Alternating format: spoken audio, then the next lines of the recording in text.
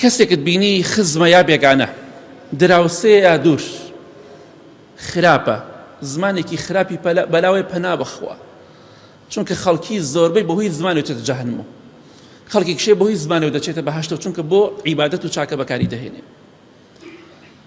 ڕێزگرتن لە ئینسانی خراپ دوور بێ یا نزیک، هەر کەسێک بێ،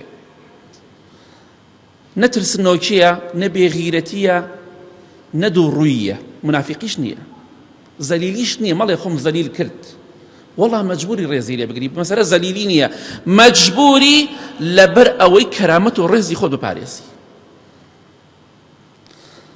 لە حەدیثێکی صحیح داهاتووە لە صحیحی بوخاری، یەکێ لە خێزانەکانی پێغەمبەری خوا صلی الله عليه وسلم، صەفیە ڕەزای خوای لێ بێ، ئەفەرمێ پێغەمبەری خوا صلی الله عليه وسلم کە فەرمێ خەریکی ئیعتیکاف بوو، منیش هاتم بۆ لای سەردانیم کرد. طبعا پێغەمبەری خوا صلی الله عليه وسلم ماڵەکەی لەناو مزگەوتەکە بووە، لای مزگەوتەکە بووە، خێزانەکانی لە دەوروبەرە بوونە، ڕەزا و ڕەحمەتی خوایان لێ بێ. ئەفەرمێ منیش هاتم بۆ لای خۆشەویستی خوا صلی الله عليه وسلم کە مێردی خۆمە. پێغەمبەری خوا صلی الله عليه وسلم ئیعتیکافی دەکێشا، خەڵوەی دەکێشا، خەریکی عیبادەتی خوا بوو. فەرمی بوەستە ئەی سەفیە، پەلەمەکەی سە خۆم لەگەڵ تا دێمەوە بۆ ماڵ، بزانە چەندێ دوور بووە نزیک بووە، لەو دەوروبەرە وەڵام چەندێ دوور بووە، چەند هەنگاوێ نازانم. فەرمی بوەستە خۆم لەگەڵ تا دێمەوە ئەدبەمە ژوورەوە.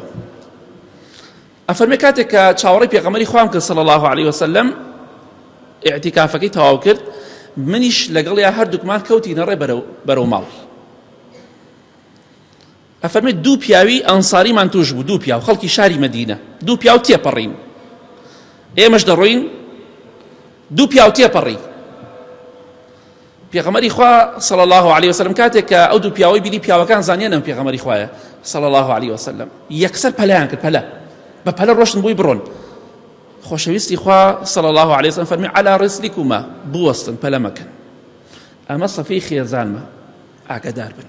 سبحان الله، ئەوە سەفەی خێزانمە، ئاگادار بن. بە کێ دەڵێ؟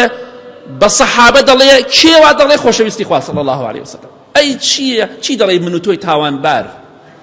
ئەو جاری وایە سبحان الله، بازار خوشکەکەی خۆتە بینی، خوشکی خۆتە، دایک و باوکتان یەکە، ئەی بینی قسە لەگەڵاکەی دوای ئێسێک ئەها لەگەڵ ژنێکا قسەکە، کورە کاکە تۆ چۆن نایناسی، بۆ بختیانم بۆکەی، ئەوە خوشکی خۆمە، ژنی چی و لەگەڵ خەڵکا خۆ پەیوەندی دروست نەکردووە، یەکسە تۆمەتێک بۆ دروستەکەن، بەداخەوە چۆن قەبر و قیامەتی خۆمان تاریک کردووە بە بختیان و بە باوەڕکردن بە بختیان و هەموو کەسێک، بەبێ ئەوە لە شت بکۆڵینەوە، فیشەک ئەنێن بە تاریکی، و جارێ تاریکیە زەلامی کتابی پیاوی تای کوژین، ئەخر کاکە فیشەک ئەنێ بە تاریکی و لانێ کەسێکی تابێ قەتڵێ بکەی، وریابە ئەڵێ فیشەک منێ بە تاریکی، ئەنێ هەر لە خۆتۆ شتێک نازانی چی لەو تاریکیە، هەر لە خۆتۆ قسەی تیان مەکە. خۆشەویستی خوا صلی الله عليه وسلم فەرمووی بزانن هەردووکتان ئەمە سەفەی خێزانی خۆمە، ئافرەتی تر نییە.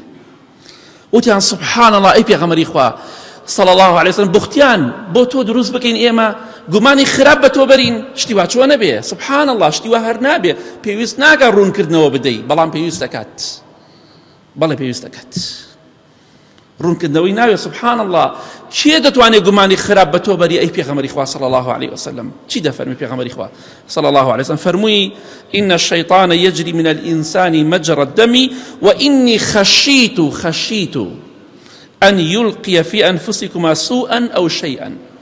شەیطان وەکو خوێن بەناو لاشەی مرۆڤ دەڕوا، بۆیە من واتانم پێوت ئەمە خێزانەکەمە، بۆ ئەوەی شەیطان ترسام لەوەی خەشیت و ترسام لەوەی شەیطان شتێک لەناو دڵتانە دروست بکات دەربارەی من، بڵێن تۆ بڵێ پێغەمبەری خوا صلی الله عليه وسلم ئەمە لەگەڵ چیا بووە؟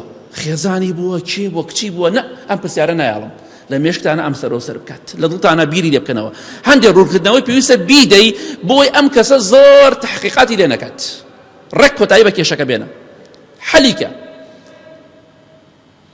تەواو ئەم کەسە ترسام، ئەمە خێزانی خۆم، بەڵام ترسام شەیطان لە دڵتانە شتێ دروست کات دەربارەی من، بڵێن ئەبێ لەگەڵ کێدا بوو بێ، بۆ ئەوەی ئەو شتە دروست نەبێ، ئەو گومانە خراپە دروست نەبێ پێتان بدەوە سەفەی خێزانی خۆمە ڕزای خوا لێبێ کەواتە ئاگاداری خۆت شت ڕوونکەرەوە شت بە ئاڵۆزی مەهێڵە و ڕێز لە ئینسانی خراپش بگری دروستە لە کاتێک ئەم سەحابەش خراپ نەبوون ڕزای خوانێ بەڵام پێغەمبەری خوا صلی الله عليه وسلم ترسا لەوەی کە ئەمان گومانێکیان بە دروست بێ